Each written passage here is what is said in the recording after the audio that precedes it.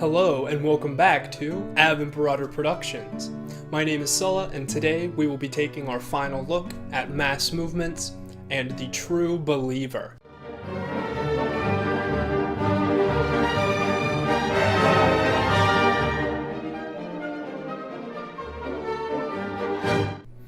So now that we've looked at the mass movement and at the frustrated individual, we need to bring them together. This will bring us back to the topic that I introduced in the first part, the concepts of united action and self-sacrifice. The chief preoccupation of the mass movement is to foster, perfect, and perpetuate united action and self-sacrifice. Everything else that they say is totally secondary. These two concepts are the core, and we're going to explore why. The doctrine, the propaganda, the leaders, the ruthlessness of these mass movements are all actually totally secondary to united action and self-sacrifice. In the frustrated individual, united action and self-sacrifice are actually naturally arising. So what the mass movement needs to do is to foster an air in the society of frustration. This works to form a sort of negative feedback loop where a frustrated person uses united action and self-sacrifice to bring in more frustrated people, and the goal is to continue as long as possible. This is why a lot of American universities are no longer pushing out students or intellectuals, and they are now pushing out these sort of deranged people. All of us are students and have homework and projects and things due. I know. Have you sent an email out to our faculty letting them know? No. What's been done about that? Because we're all here on our own time. Yeah, eating cake, girl. That is the first thing I'll do. I have not done it yet. So they need to be told that these assignments won't be done on time. And we don't need to be penalized for that. I don't know the names of all the students here. We'll just send it to all the faculty. It doesn't matter. Your vice president is black, so I know you can do it, Joe. Yeah, Joe. I love your confidence in it. Hold on. Sorry. I speak with my hands. The faculty need to know what's going on so that y'all can't keep doing this pointing fingers. And since I know You act like we don't have technology, yo. Are you listening? This is it. This is how you can help. Please. You please, George, you please. Come on. I'm trying to talk. okay, we trying to listen. Go ahead. I'm trying to talk. Okay. Okay. Just go ahead. Just go ahead and say it. I want to go to work on these with Wendy, the other people here, the faculty. Oh, faculty, y'all staying? I need some privacy, folks. I'm sorry. Okay. I have claustrophobia. Oh, okay. This is not an intellectual. This is a troglodyte, but more importantly, this is a frustrated individual. So, why does a frustrated individual naturally incline themselves to united action and to self-sacrifice? Because they have an inward hatred of their self and of the present. So, to ripen for self-sacrifice, a person must be stripped of their individual identity and identify with some sort of collective.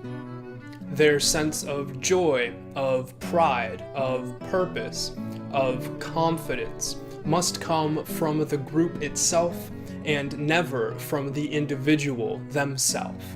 And most importantly, the true believer must never feel alone, which tends towards conformity and tends towards these groups having these sort of support mechanisms to help the individual not feel alone.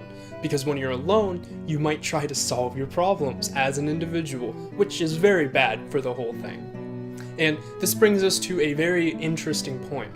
Anti-individualism, or collectivism, however you want to look at it, is sort of a throwback to the old way that humans used to go about their lives.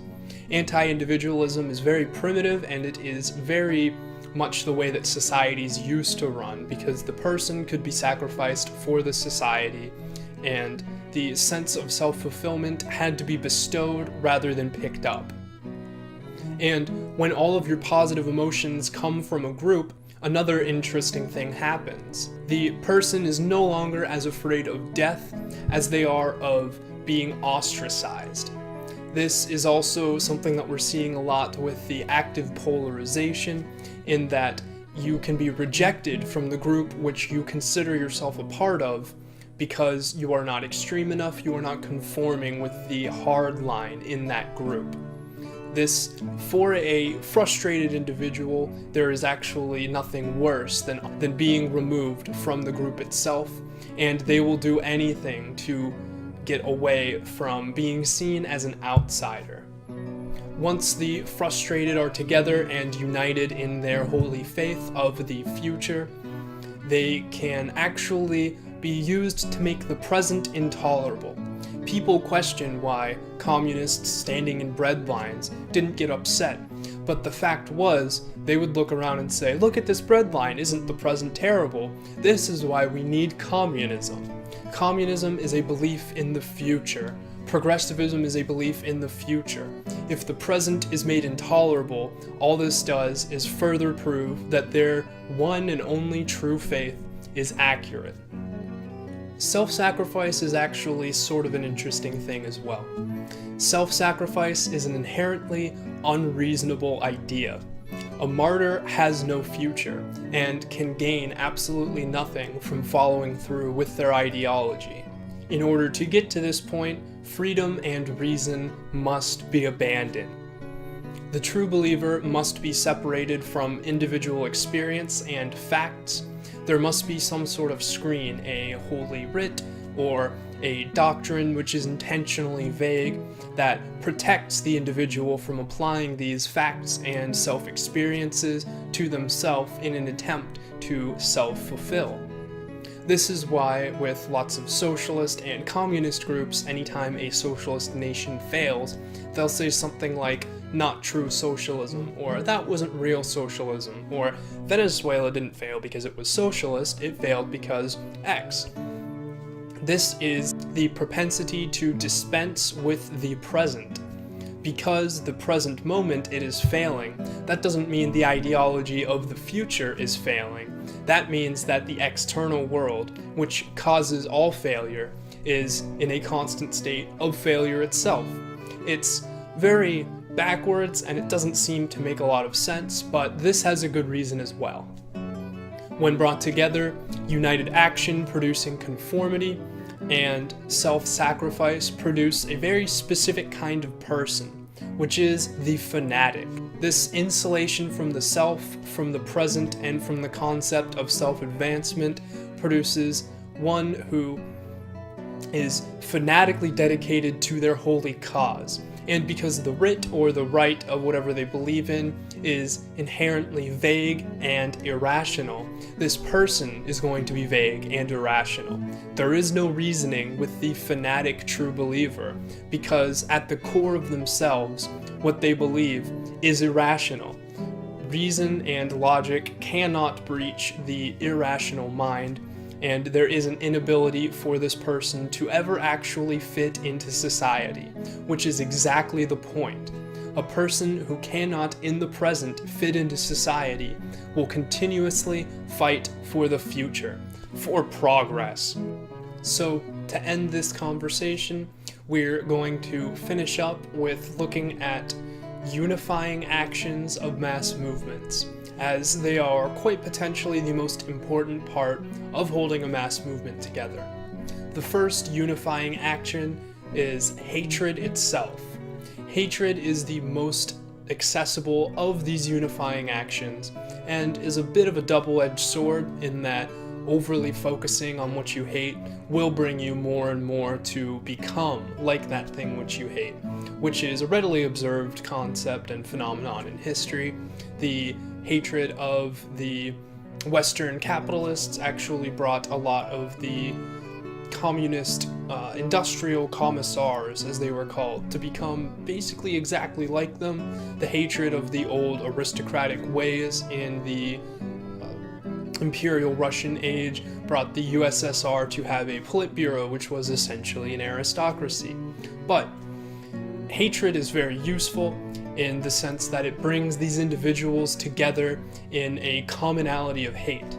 It is a unifying agent for a heterogeneous mass, for people who are different and want to come together. They can all have one thing in common, that they hate something. Beautiful, right? And this comes to a very interesting part. Mass movements do not necessarily have to have a god, but they do need one thing that they borrowed very heavily from the old religious movements, and that is a concept of Satan, the omnipresent, omnipotent, always scheming enemy who seems to be everywhere, doing everything bad. Whether that is the capitalist, the patriarchy, the white males, anything like this, this group must be hated, and it's usually best if it's an individual group, and also importantly, it's usually beneficial to focus your hatred at something better or larger or more influential than yourself. The Satan of the communists was the West and the capitalist idea. And because of this, they could unify the hatred of the individual members towards something which they could more than likely never put out. Nikita Khrushchev, after coming to power in the 50s and a little bit in the 60s, was actually known for saying that the communist sphere and the capitalist sphere could coexist, but the hatred for the capitalists necessarily relied on the existence of them. It's interesting to think that if communism had actually dominated the world, that they potentially would have created the capitalist state again, just for the unifying action of their hatred. And also, interestingly, one of the best places to find hatred is in self-contempt. That hatred is already there, a hatred for the self. But if you can give them an out, if you can give them an external, then they will naturally allow that hatred to flow from their self to the outside group. This also allows for the hatred to never be quenched, because the actual problem, the hatred of the self, can never be addressed if it's not even acknowledged. The next important unifying action is imitation. Imitation spreads uniformity, and because of this, imitation can be used to spread the wanted attributes of the frustrated, of the true believer, and of the fanatic to others in the group who are afraid of being ostracized by that group because it possesses all that makes them feel in a positive way. Imitation also replaces the self or allows for a new self to come to be.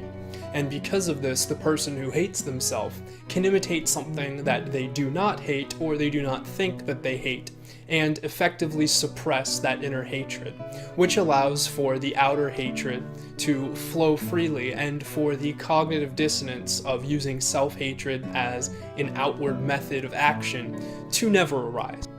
A lack of individuality also leaves the mind more open to outside influence. And because you're imitating something which is not yourself, you don't know exactly what it is that you're imitating, and can be easily influenced by the proselytes and the intellectuals, as they're called, of the mass movement itself.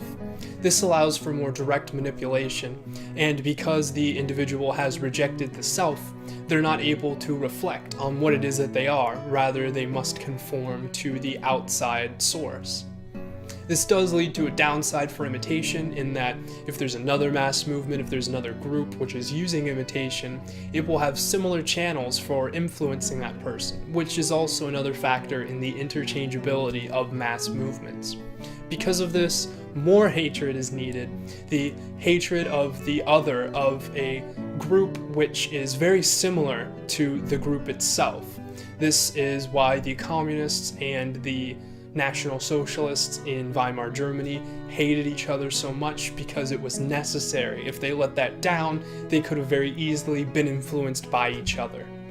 This is why groups today, like the feminists and the men going their own way must have such an inordinate hatred for each other as well, because they're both at their peak, the extremes of this view, and they both could very easily be subjected to outside influences. This also leads to the concept of the echo chamber.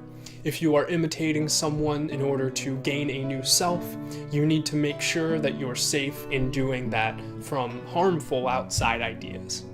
And the final unifying action is action itself. Now, stay with me here, this actually makes a little more sense. Action relies on cooperation, and people subject to action need to cooperate within a group. And because of this, it allows even more imitation and even more conformity within that group itself. When a group goes out seeking conflict, when these extremist groups go out and attempt to counter-protest or to attack an individual target or to shut down a street or anything like that, they can down an enemy. That is a possibility, but that is not actually the goal of such actions. The goal of these actions is conformity. These mass actions against a perceived enemy actually help to strip the individual of their concept of the self and allow for more hatred, more imitation, and more conformity to coalesce within that group. The downside to action is that when you perform an action and see things get better, you can say, hey, I did something, maybe I could do other things and find self-fulfillment and purpose. So action is one of these that needs to be very much controlled, and the actions themselves need to be limited in scope and more based on the destruction of the self and the individual than of actually accomplishing something. And a frustrated person who does not believe in their ability to perform action and to achieve goals is actually aided in the mass movement, in that if they fail, it's not their fault, and it might not be failure at all. A person who is afraid of failure but takes up action for socialism, for social justice, for equality, something like this, can fail and look at it and say, well, I'm in the future anyways, the present doesn't matter, this wasn't a failure because this isn't where I am. The failure was written off, and the faith in the one and only true idea is used to keep tabs on the future concept. They did not fail because they do not exist in the present. Failure is a present activity. Because they're in the future, this allows the frustrated to actually engage in action which otherwise their self-inflicted concepts would not allow. Alright, thank you very much for watching. I hope that you enjoyed. This was the final part in my series on mass movements and the true believer.